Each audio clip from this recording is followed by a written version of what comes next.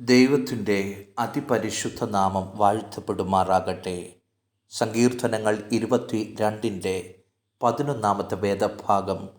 കഷ്ടം അടുത്തിരിക്കിയാൽ എന്നെ വിട്ടകന്നിരിക്കരുതേ, സഹായിപ്പാൻ മറ്റാരുമില്ലല്ലോ.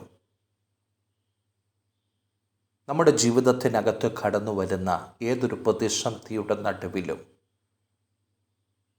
ഈ ലോകപ്രകാരം ആശ്രയിക്കുവാൻ മറ്റാരും നമുക്ക് തുണയായിട്ടില്ലെങ്കിലും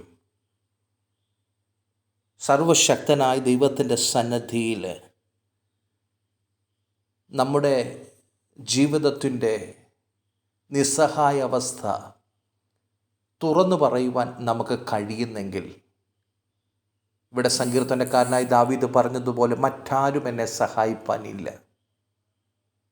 ഈ ലോകത്തിൽ ആരും നമ്മെ സഹായിക്കുവാനില്ലേലും, ആരും നമുക്ക് വേണ്ടി സംസാരിക്കുവാനില്ലേലും, ആരും നമുക്ക് കൈത്താങ്ങൽ തരുവാനില്ലേലും, ദൈവത്തിൻ്റെ സന്നിധിയിൽ അത് തുറന്നു പറയുന്ന ഒരു ദൈവ പൈതൽ തൻ്റെ സകല ആശ്രയവും ദൈവത്തിൽ അർപ്പിക്കുകയാണ് ചെയ്യുന്നത്. അങ്ങനെ ആശ്രയിക്കുന്ന ദൈവ പൈതലിനെ ഒരിക്കലും കൈവിട്ട് കളയത്തില്ല. 38 സംവത്സരമായി രോഗിയായി കിടന്ന ഒരുവനോട് നിനക്ക് സൗഖ്യമാകുവാൻ മനസ്സുണ്ടോ എന്ന് ചോദിക്കുമ്പോൾ യേശു കർത്താവിനോട് അവൻ പറയുന്നു, കുളത്തിലെ വെള്ളം കലങ്ങുമ്പോൾ എന്നെ അവിടം വരെ കൊണ്ടെത്തിക്കുവാൻ എനിക്കാരുമില്ല. ആരുമില്ലാത്തവനോട് കർത്താവ് അധികാരത്തോടെ കൽപ്പിക്കുക, എഴുന്നേറ്റ് കിടക്കെടുത്ത് നടക്കുക. അവൻ എഴുന്നേറ്റ് കിടക്കെടുത്ത് നടന്നു അത്ഭുത സൗഖ്യം അനുഭവിക്കുകയാണ്.